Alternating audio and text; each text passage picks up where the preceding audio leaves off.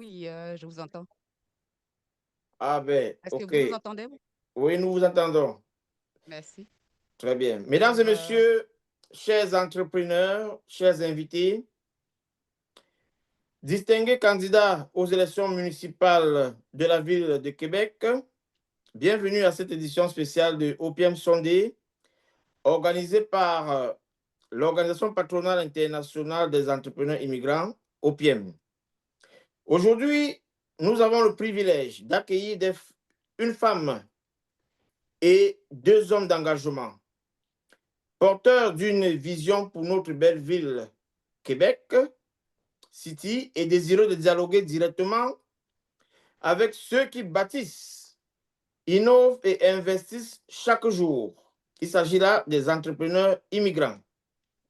Cette rencontre s'inscrit dans la mission première de l'OPM, favoriser le dialogue constructif entre les acteurs politiques et économiques, promouvoir l'inclusion et la représentativité des entrepreneurs issus de la diversité et bâtir ensemble une ville plus équitable, prospère et ouverte sur le monde.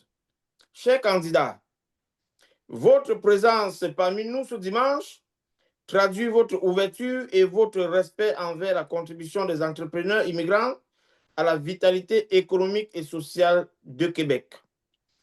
À travers vos échanges d'aujourd'hui, nous espérons mieux comprendre vos priorités, vos valeurs et vos engagements envers la communauté entrepreneuriale multiculturelle.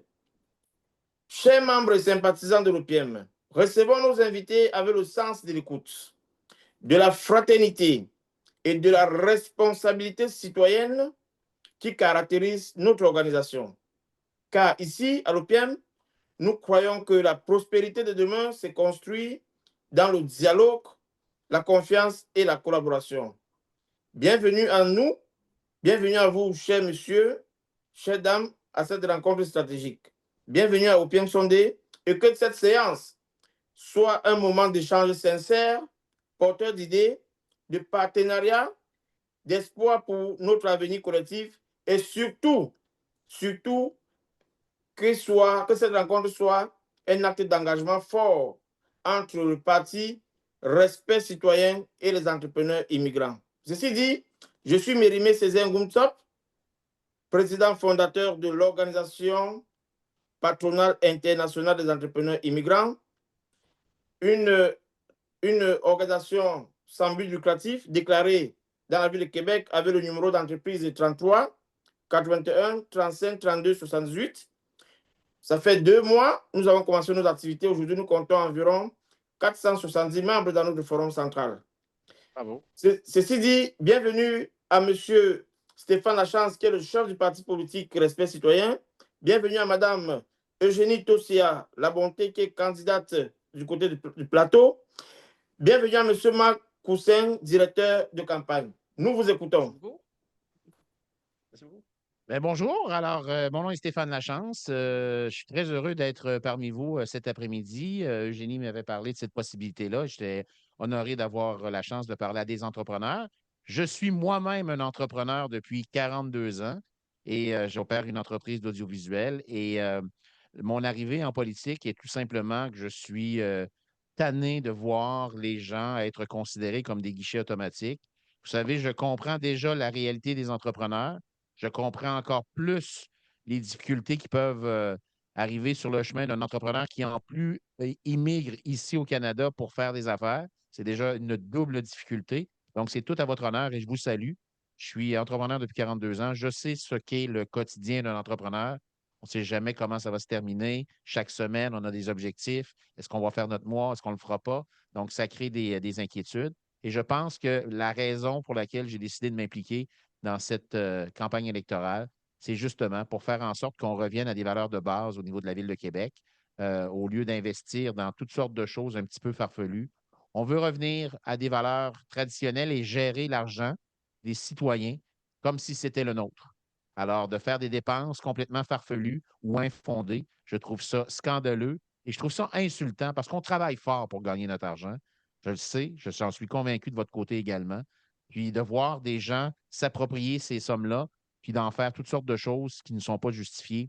Je trouve ça fâchant et c'est la principale raison. Alors, bien évidemment, je vais être assez court, mais bien évidemment, ce qui m'a amené sur le débat politique, c'est l'arrivée du projet de tramway en février 2020. Un projet que personne n'a voté pour. On n'a jamais consulté la population. Et là, on est prêt à nous embarquer dans un projet de plus de 8 milliards de dollars. 8 milliards estimés, qui va peut-être finir à 11, 12, 13 milliards. Mais qui va payer la facture? Actuellement, la Ville de Québec, Marc, tu me corrigeras, la part de la Ville de Québec dans le projet de tramway, si on va de l'avant, c'est 800 millions de dollars. Est-ce que je me trompe, Marc? Non? Oui, jusqu'à 800 millions. 800 millions de dollars. Donc, ça, c'est l'argent que vous allez devoir, vous et moi, on va devoir payer. Et jamais personne n'a été consulté. Moi, je suis tanné et lassé de voir des projets être imposés à la population sans qu'on leur demande leur avis. Ce n'est pas normal. Les gens qui se présentent en politique comme moi doivent comprendre qu'ils sont au service des citoyens. Nos patrons, ce sont les citoyens. Et c'est comme ça que je m'amène dans le débat, parce qu'on a l'impression souvent que les citoyens sont au service des politiciens puis de leur lubie en fonction de faire des pistes cyclables partout puis de causer des problèmes de circulation. Alors, ce n'est pas ça la réalité. La réalité, c'est quoi? Puis le rôle du municipal, c'est quoi? C'est l'aqueduc, les égouts, la sécurité, les loisirs, le déneigement, d'assurer aussi des situations propices à faire du commerce, d'avoir des stationnements pour les clients, d'avoir du parking, du stationnement, donc c'est ce que je disais, d'avoir aussi une facilité de pouvoir se rendre dans des lieux puis d'être dans des lieux sécuritaires. C'est sûr que si quelqu'un ouvre un commerce dans un secteur où les gens ne se sentent pas en sécurité, ben, c'est sûr que ça va être plus difficile d'attirer des clients. Alors ça, je crois que c'est la mission première au niveau du municipal et c'est ça dans lequel je me suis impliqué au niveau de notre programme. Puis en plus de ça, bien, écoutez, on a ici Eugénie tout ça qui est avec nous. On a également dans Limoilou Hippolyte Doha, qui est aussi d'origine de la Côte d'Ivoire, je crois, Oui, c'est ça? oui. Alors, on a deux candidats en tant que tels qui nous proviennent de l'extérieur, mais qui sont d'excellents candidats. Je suis très fier d'avoir ces deux personnes-là avec nous. Puis dans le cas d'Eugénie, ben, au niveau de Plateau-Sainte-Foy, c'est bien Oui. ça? Elle a aussi beaucoup de bonnes idées en tant que telle pour aider les gens, entre autres au niveau de l'accompagnement des nouveaux arrivants. Alors, je vais laisser Eugénie quand même vous parler un petit peu parce que je n'ai pas, c'est pas juste moi qui parle dans ce parti-là, j'ai des gens qui parlent également. Alors, Eugénie. Alors, merci, Président Césaire. Merci à tous les membres. Moi, je suis membre de votre association parce que je suis entrepreneur politique aussi. Alors, je suis heureuse ce soir d'être parmi vous, en compagnie de mon chef, mes deux chefs, Stéphane Lachance, puis Marc Roussin, qui est lui aussi candidat dans Saint-Émile-Lac-Saint-Charles. Alors, je me sens honorée, hein, je me sens honorée de pouvoir être parmi vous et puis présenter mon parti, présenter le futur maire, parce que moi, j'ai la conviction que ça va être le futur maire. C'est un travail qu'on va faire ensemble. C'est en cela que quand j'ai pu avoir contact avec le président Aimé, moi, je suis quelqu'un de terrain. Je suis quelqu'un, vraiment, je vais en avant. Je vais dire, je suis au contact. Alors, par personne interposée, j'ai pu avoir le contact du président. Et dans les échanges, j'ai trouvé que c'est une organisation quand même professionnelle. Puis ça ne peut pas rester un échange entre lui et moi. Alors, j'ai suggéré que vraiment qu'on puisse avoir une rencontre. Dans un premier temps, pour faire connaître le respect citoyen et les engagements de respect citoyen pour tous les citoyens de Québec, les entrepreneurs, de tous les entrepreneurs, pas forcément les entrepreneurs immigrants, mais tous les entrepreneurs, parce que quand on est élu, on est là pour tout le Québec. Salut. Voilà, on est un parti inclusif, on veut avoir tout le monde. Et c'est en cela qu'on essaie de rencontrer les citoyens qui sont à Québec pour, pour qu'on les rencontre et pourquoi aller voter et qui voter. Donc, je pense que ce soir, c'est vraiment une opportunité de vraiment connaître réellement le parti politique à respect citoyen. En plus, maintenant, nous, qu'est-ce qu'on attend de vous? Ça, dans le déroulement, je pense qu'on va en parler. Alors, je pense que mon chef de campagne, le responsable de campagne, a peut-être quelque chose à dire. On va le laisser se présenter lui aussi. Marc? Oui, Marc Roussin. Marc Roussin, oui. Première des choses, je remercie beaucoup, beaucoup Eugénie pour avoir fait la démarche. Eugénie est une personne qui est merveilleuse, qui est vraiment impliquée avec son cœur, avec ses tripes, avec toute sa personne. Et on a fait la connaissance d'Eugénie en 2022 lors d'une campagne électorale. Ouais. Eugénie était une de nos bénévoles de premier rang, tout le temps prête, toujours dévouée. quelqu'un de passionné.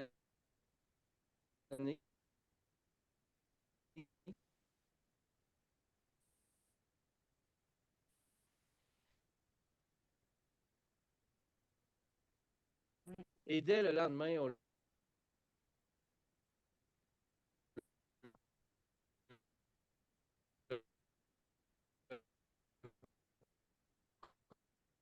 confirme.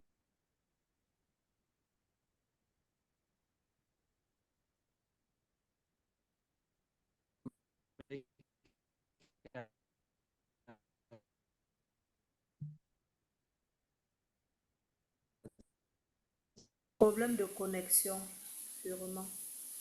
Oui, il y a un problème de connexion.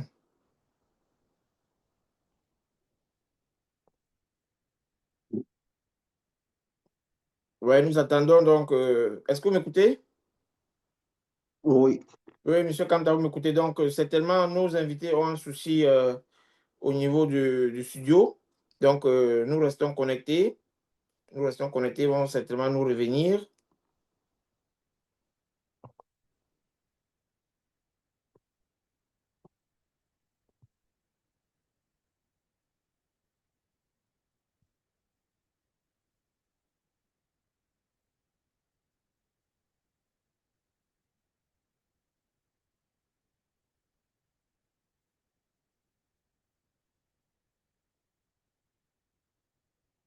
Oui.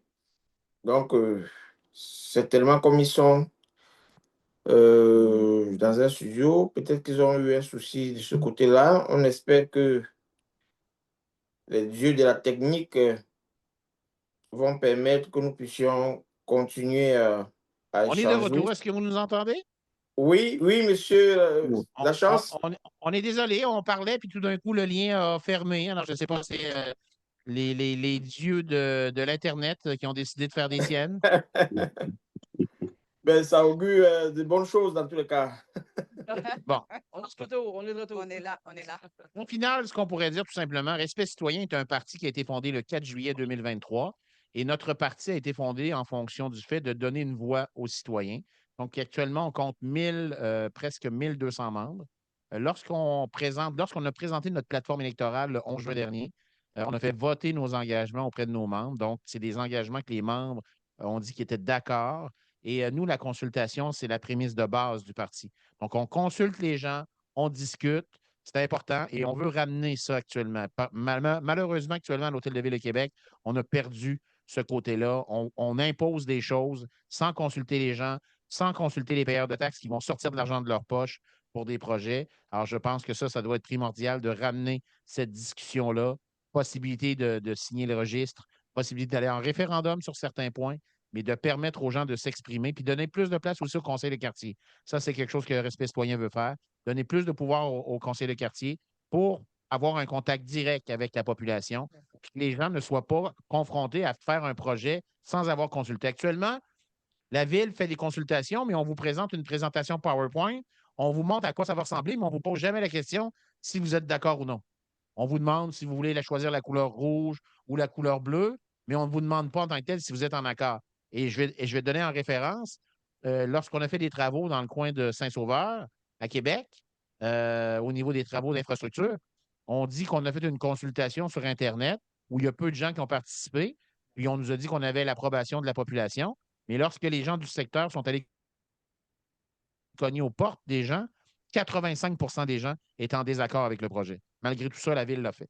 Alors ça, pour nous, c'est inacceptable et on doit, en tant que tel, s'ajuster en fonction du désir des citoyens. On doit les écouter parce que c'est leur argent. Ce n'est pas notre argent, c'est l'argent des gens. Alors nous, on est là pour gérer. Et la raison, en tant que tel, Respect citoyen, dans notre programme électoral, pour les gens au niveau du commercial, on est le seul parti, et là, on le voit parce que tout le monde a déposé ses plateformes, on est le seul parti à proposer une diminution de 10 des taxes commerciales pour les entrepreneurs et les commerçants, un gel de taxes de 2 ans au niveau des particuliers.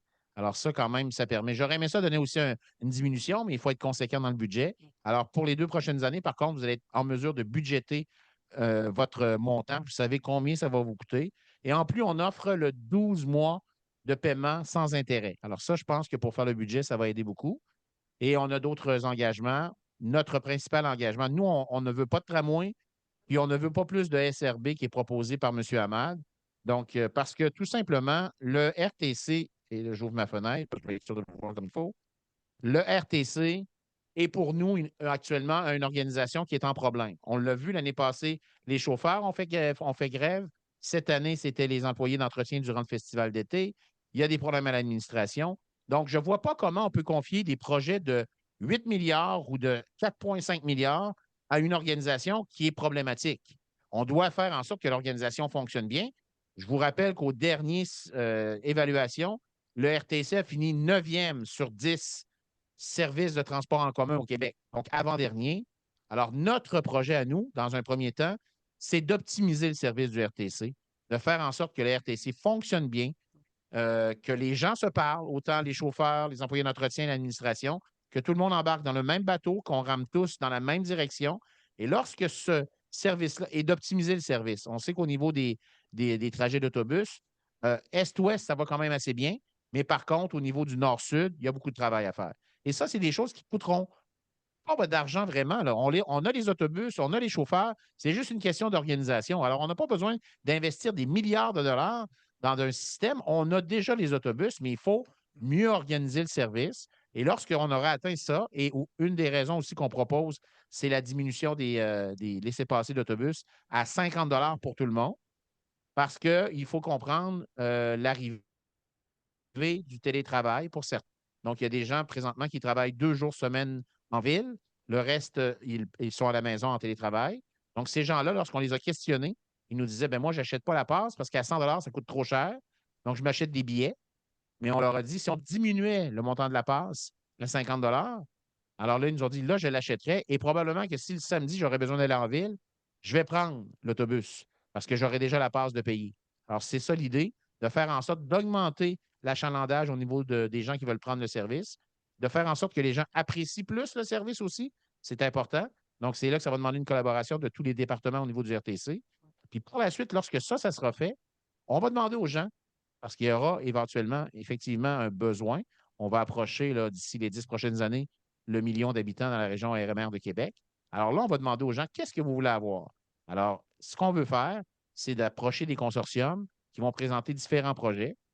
Et il y aura des consultations. Les gens seront à même d'assister à ces consultations-là. Et on fera voter les gens à savoir vers quel service. Mais au moins, on aura eu la décence de leur demander qu'est-ce que vous voulez qu'on fasse au niveau, puis dans quelle direction vous voulez qu'on aille. C'est ça qui est important. Parce que ce qu'il faut se rappeler, moi, je suis dans le dossier du tramway depuis février 2020. À Ottawa, ils ont un service similaire, le LRT. Ça ne fonctionne pas à Ottawa. Ça a coûté une fortune. Il y a eu des dépassements de coûts épouvantables et les gens d'Ottawa ne sont pas du tout satisfaits du service. À Montréal, vous entendez parler, je suis convaincu, si vous avez de la famille à Montréal, du REM. Le REM, encore la semaine dernière, il n'y a pas de neige, on n'est pas en hiver. Là.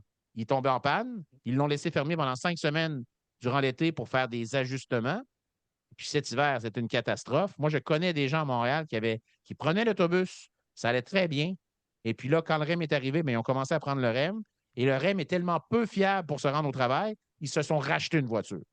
Alors, un service sur rail avec des fils et des caténaires à Québec, avec les conditions météo qu'on a, avec le givre, avec la neige, ça ne peut pas fonctionner.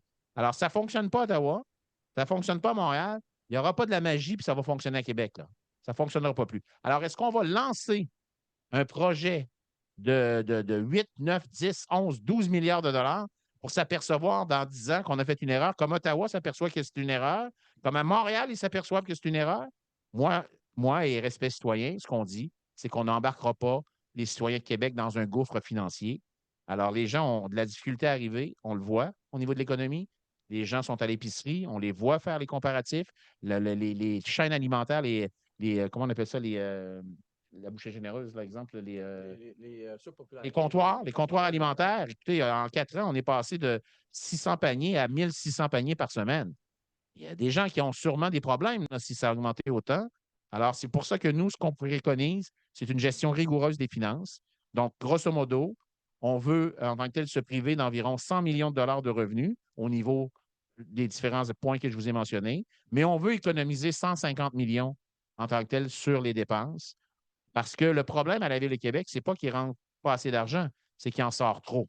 Alors, au lieu d'avoir un 2,5 Marc, tu me corrigeras si je me trompe, 2,5 d'augmentation annuelle, nous, on veut réduire ça de base, on veut réduire ça à 1,25, ce qui va faire en sorte que ça va nous dégager 50 millions de marge de manœuvre qu'on va appliquer sur la dette pour faire baisser les intérêts sur la dette et là, par la suite, en faire profiter les citoyens. Je parle de chiffres, vous êtes des entrepreneurs, vous savez comment ça fonctionne, mais sans donner un cours d'économie, je ne suis pas bon non plus là-dedans de toute façon, mais grosso modo, on veut payer notre dette pour payer, parce que les intérêts sur la dette, là, ça coûte une fortune. Et il y a bien évidemment aussi la fameuse réserve climatique actuellement que le maire Marchand a établie. Cette réserve climatique-là coûte une fortune, a coûté près de 2 au dernier budget, 2 juste pour la réserve climatique, pour quelque chose qui peut-être, on aura peut-être besoin, mais je vous rappelle que quand même, au niveau du provincial et du fédéral, il y a des instances, des paliers de gouvernement qui sont là pour couvrir s'il y a une situation d'inondation, feu de forêt ou quoi que ce soit. Alors, pourquoi on revient au même point? La ville de Québec, pourquoi le municipal doit se mêler de ça? Ce n'est pas son travail. On paye déjà des impôts au provincial et au fédéral pour ça. Alors, pourquoi on doit en plus faire des efforts? Parce que les taxes municipales, vous savez, l'impôt provincial, fédéral, c'est enlevé sur le brut. Mais les taxes municipales, c'est enlevé sur le net. Alors ça, c'est directement dans vos poches. Alors nous, on va prendre l'argent qui a déjà été accumulé dans cette réserve-là, puis on va la mettre complètement sur la dette. Ce qu'on veut, dans les 4 prochaines années, puis je vais laisser Marc confirmer, on veut baisser la dette de 500 millions de dollars de la Ville de Québec. Marc? Oui. Nous, ce qui est important de retenir, c'est que tous les entrepreneurs, c'est notre public cible. On sait les énergies que vous mettez, on sait que vous travaillez avec votre cœur, autant que nous, en politique, on travaille avec notre cœur. L'ensemble des candidats ont été choisis dans cette optique-là. Des gens de cœur, des gens avec des bonnes valeurs, des gens qui veulent travailler, qui veulent améliorer leur vie. Alors, en titre de ville, c'est important de reconnaître ces valeurs-là, ces gestes-là, pour la communauté, pour l'ensemble des citoyens. En titre d'entrepreneur, vous ne comptez pas vos heures. Puis, le fruit de votre travail, il est récolté par vous, mais beaucoup aussi par la ville, entre autres, au niveau de la taxation. Nous, on donne un répit aux entrepreneurs de la façon la plus simple possible, c'est-à-dire en dépensant moins en choses inutiles. On met un focus sur la sécurité, sur la jovialité, sur la vie de quartier, sur le fait de la proximité, la vie de communauté. Alors ça, c'est une de nos valeurs. Les gens n'iront pas chez vous si le quartier n'est pas sécuritaire. Ça devient moins intéressant de les inviter aussi, moins motivant d'aller travailler. Alors, notre vision à nous, c'est de redonner le sourire aux gens, rapporter la vie de quartier comme étant agréable. Parce qu'on dit toujours que pour être aimé, il faut être aimable. Alors, si notre ville est aimable, notre quartier va rayonner. Et c'est comme ça qu'on veut agir avec la totalité de nos entrepreneurs. Ils vont avoir une place de choix avec nous et ils vont avoir un respect de la part de l'administration municipale. En ce sens que chaque dollar gagné, on sait que c'est un sacrifice. Chaque dollar que les citoyens paient, que les citoyens corporatifs, les entrepreneurs paient, c'est $1 de moins qu'ils ont pour leur vie en famille, pour leurs épiceries, pour remettre à la communauté, pour envoyer à l'extérieur ou pour faire quoi que ce soit qu'ils veulent avec. Chaque dollar qui est donné à la ville, il n'y est pas ailleurs. Alors, la ville doit le recevoir avec humilité et le dépenser avec réflexion et dans des choses qui sont utiles concrètement. Si on a une chose à résumer avec nous, c'est que nous autres, on porte des actions concrètes qui ont un effet quantifiable, un effet immédiat et un effet réel. Tout le reste, ça fait partie du domaine du rêve. Alors pour reprendre les propos de mon collègue Marc, quand on parle de respecter les citoyens et respecter les entrepreneurs, d'investir 250 000 dans un système de toilettes écologiques, là, pour moi, c'est rire du monde. Là. Alors, ça ne coûte pas 250 000 là, mettre une toilette là, dans un parc pour les gens. C'est un exemple comme celui-là. Alors, il faut être respectueux et puis il faut consulter. Moi, c'est surtout ça, c'est de consulter les gens, leur demander leur opinion. Puis, il y a tout l'aspect aussi de l'accueil, puis j'aimerais peut-être que Eugénie, tu nous parles de ça. l'accueil des nouveaux arrivants en tant que tel, c'est important pour nous. On veut mettre en place des nouveaux mécanismes parce que je trouve que parfois, ils sont laissés un peu à eux-mêmes. Vous avez peut-être vous-même eu des. Il y a une main levée, on va prendre une question.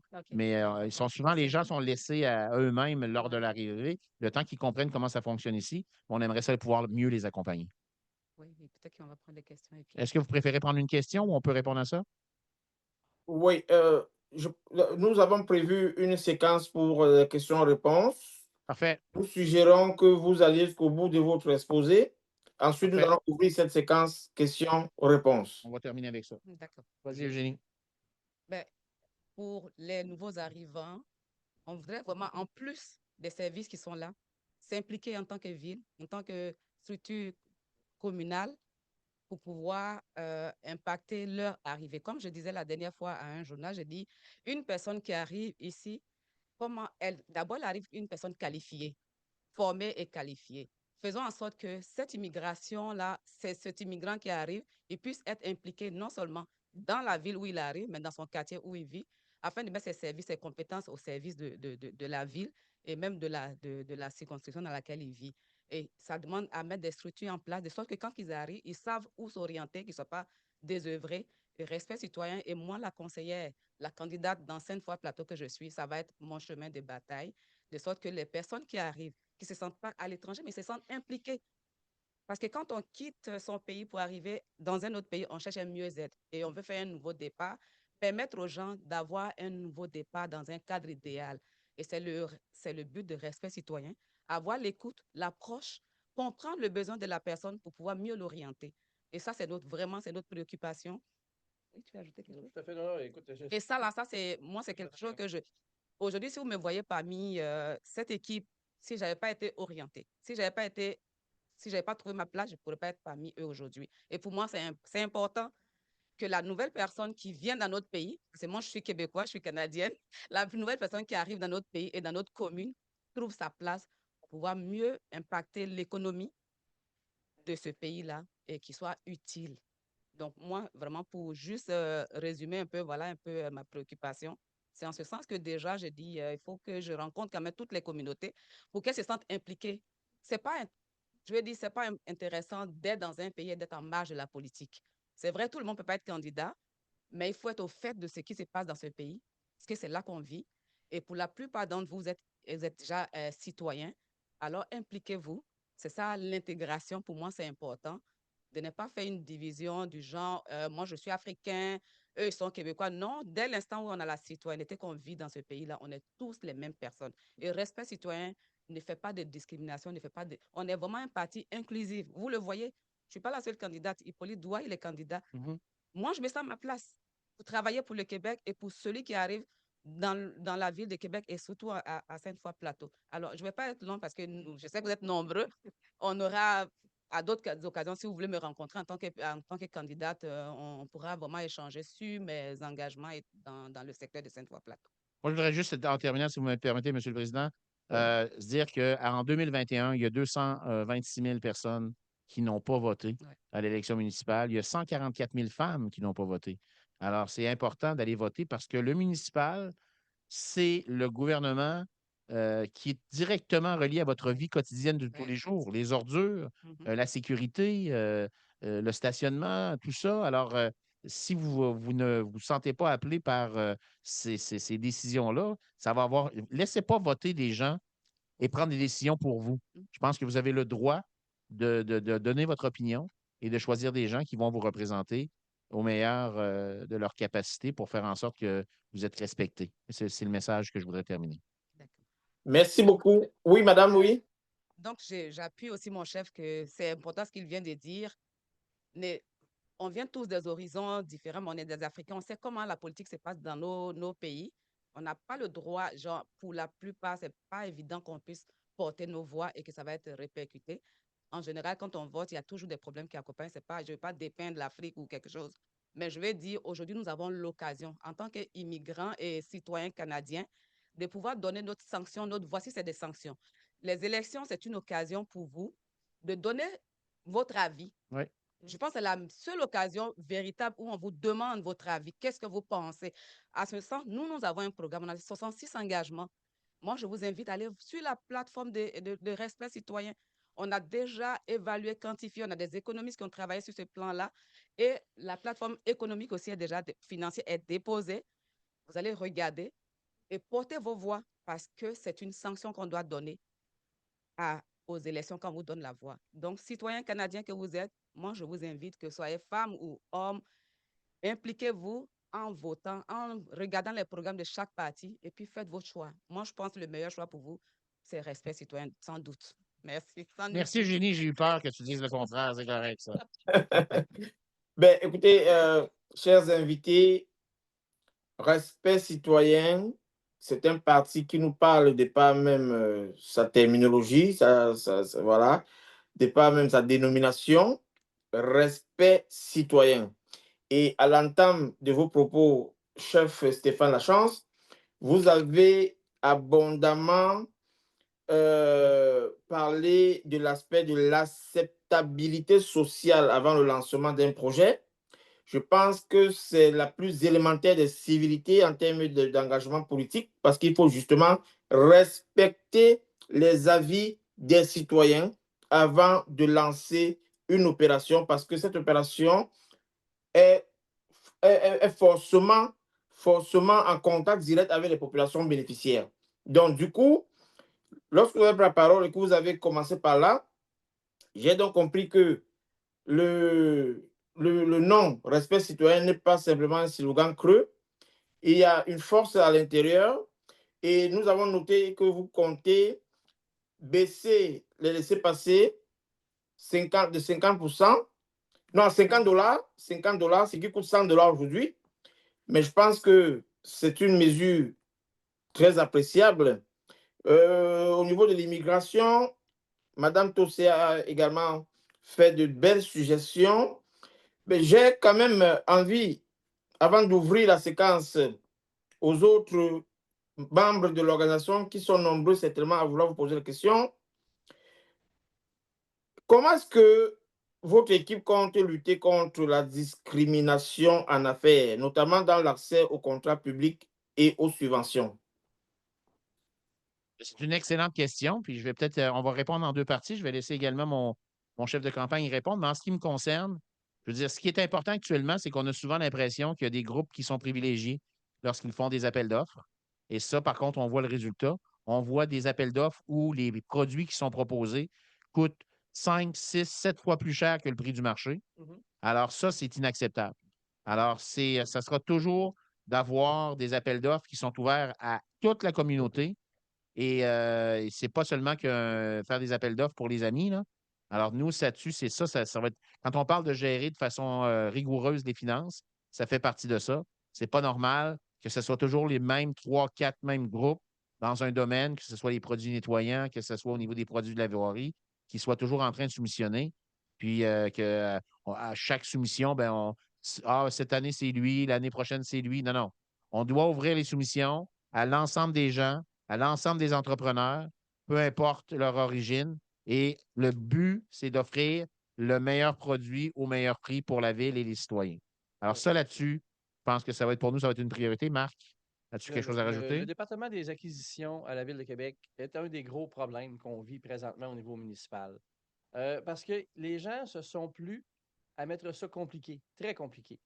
Alors, présentement, ce qu'on vit au département des approvisionnements, c'est qu'il y a un système de pointage qui est donné à chaque personne ou à chaque entreprise qui désire soumissionner pour la Ville de Québec. Alors, je vous donne un exemple. Vous allez avoir une évaluation de votre entreprise de fait avant d'être accepté comme soumissionnaire. C'est-à-dire, ils vont vous faire remplir des questionnaires. Dans certaines occasions, ils vont même aller vous visiter. Est-ce que votre installation, votre pignon sur rue a un toit vert avec des feuilles sur le dessus? Alors là, votre score va remonter. Est-ce que dans vos installations, vous utilisez du papier de toilette décomposable? Alors, vous allez avoir un autre pointage qui va être ajouté. Est-ce que vous faites de la livraison en vélo? Alors, c'est toutes sortes de critères qui vont vraiment limiter certaines personnes. Exemple, un entrepreneur qui louerait son local commercial, qui serait locataire. Il n'est pas responsable des décisions qui sont prises par le propriétaire du local. Mais son score, son évaluation à titre de soumissionnaire va en être affectée. Alors, nous, ce qu'on fait, c'est aussi simple que ça. En lien avec notre plateforme financière, ce système de pointage-là, nous, ça va être littéralement aboli. Alors là, on donne la chance à tout le monde. On met ça très simple de soumissionner, qu'on sait très bien, surtout des fois, dans le cas d'un nouvel arrivant qui voudrait s'embarquer dans le principe de soumission et la charge de formulaire à remplir, la charge de conditions à remplir, ça nécessite des mois et des mois de travail à temps plein que ces gens n'ont pas nécessairement les ressources et le temps d'investir dans ce processus-là. Alors, nous, les opportunités, ça passe par la simplicité d'un système d'appel d'offres. Et quand c'est simple, tout le monde est invité à le faire. Tout le monde a une chance égale. Il n'y a pas de favoritisme lié avec des lubies ou des idéologies d'un côté ou de l'autre ou quoi que ce soit. Pour nous, être inclusif, c'est que tout le monde soit sur le même pied d'égalité. Absolument. Et que tout le monde parte avec les mêmes chances sans avoir une évaluation préalable de fait avant le dépôt de l'offre d'un soumissionnaire. Merci, voilà qui est bien clair. Nous allons maintenant prendre des questions. Chers illustres membres de l'OPIEM, nos invités sont à nous. Est-ce qu'il y a quelqu'un qui a une question à poser? C'est le moment. Il y a René qui a la main levée. Monsieur René, nous vous écoutons.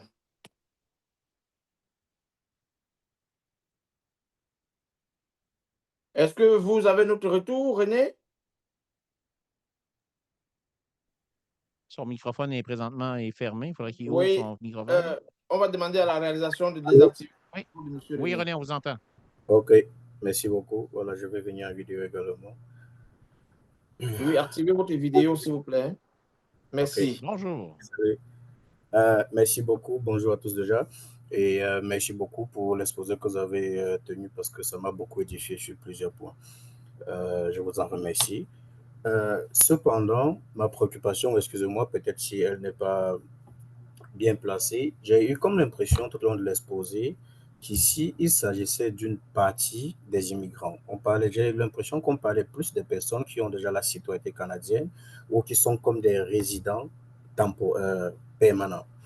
Alors, moi déjà, je voulais poser une question qui a trait à ceux-là qui n'ont pas été impliqués dans tout l'exposé que vous avez eu à donner.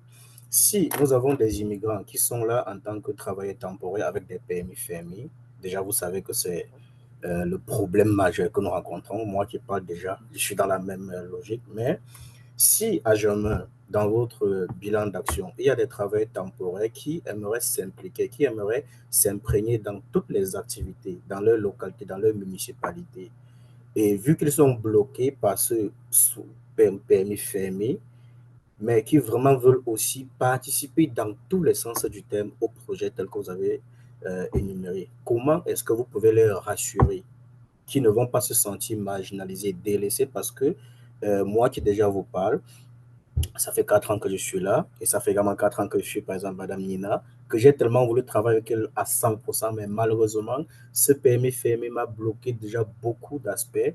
Et actuellement, je suis le président des Camerounais du Lac-Saint-Jean parce que je suis dans le Québec. Je suis le président des Camerounais, mais malheureusement, je ne peux pas demander à mes confrères qui ont des contrats fermés de s'impliquer. Nous avons des journalistes, des animateurs, mais malheureusement, il y a des gens qui sont là depuis 3 ans, mais qui ne peuvent rien faire.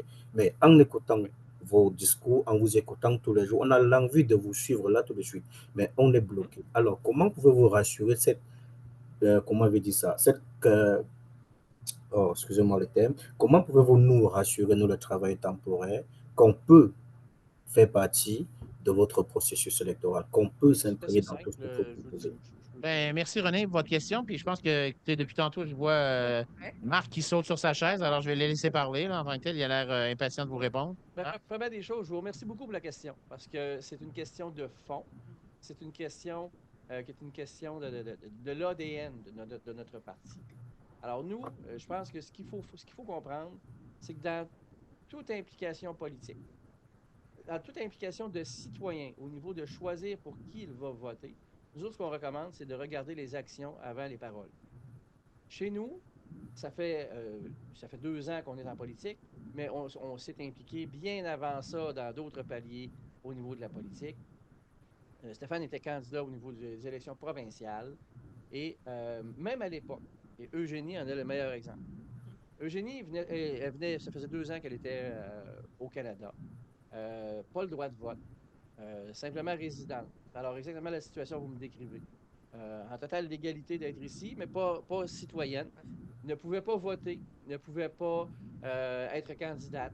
Par contre, Eugénie s'est impliquée, voulait s'impliquer. Nous, on l'a accompagnée, elle a eu des fonctions, elle a travaillé à l'élection avec nous, elle a collaboré de A à Z, elle a fait partie intégrante du processus du début à la fin. Et même après l'élection, demeurer dans notre famille, littéralement. Nous, c'est comme ça qu'on voit. Si les gens veulent s'impliquer, les gens vont avoir la chance de s'impliquer. Peu importe la situation ou qu'est-ce qu'il y en est. Et d'autant plus, si les gens sont des arrivants qui démarrent une nouvelle entreprise tranquillement, une toute petite entreprise, ils vont avoir leur place au même type que n'importe quelle personne à ce niveau-là. C'est sûr qu'il y a des minimums requis par la loi au niveau de la municipalité. Il faut que la personne ait, exemple, des numéros de taxes, des choses comme ça. Mais si cette personne-là est capable d'avoir la légitimité auprès des organisations provinciales comme Revenu Québec et Revenu Canada, il n'y a aucun problème. Là. C'est ouvert vraiment à tout le monde à ce niveau-là. Même si la personne n'a pas encore sa citoyenneté, avec un permis, si son permis est valide, il n'y a aucun souci. Là. Ce qui compte, c'est de rester dans les paramètres de la loi. Et à partir de ce moment-là, c'est sûr que c'est difficile quelqu'un peut s'impliquer malgré tout, mais je veux dire, de commencer à faire des affaires avec la ville, si on n'est pas dans la légalité, ça va être compliqué. On a des barèmes à respecter, mais à partir du moment où la personne a son numéro de permis, ces choses-là, il n'y a aucun souci, c'est ouvert à tout le monde. S'il y a la volonté de s'impliquer, c'est sûr et certain qu'il y a une place et il y a une grande place. Là, René est allé répondre à un client. Non, désolé, je m'excuse, c'est parce C'est correct, on comprend ça. On comprend ça. Il faut répondre aux clients. Pour vous rajouter un peu, Merci. si c'est côté dossier, genre les papiers, ça ne dépend pas du municipal. Voilà. En ce sens-là, le maire, qui que ce soit, ne peut pas intervenir sur vos documents. Mais si les documents, comme le chef l'a dit, sont corrects, sont conformes, pour vous impliquer, c'est une question de volonté, de qu'est-ce que tu choisis, dans quoi tu veux t'impliquer. On a des associations, on a des structures ici qui font, il y a des gens qui font du bénévolat avec les structures comme Bouchées Généreuses, ou même dans votre quartier où vous êtes, cherchez à savoir il y a quelle activité pour vous impliquer, pour vous faire connaître. Mais à Val-Bélair, j'ai vu beaucoup d'Ivoiriens, de Camerounais qui se sont impliqués au niveau, entre autres, des loisirs du soccer. Alors, tu sais, c'est des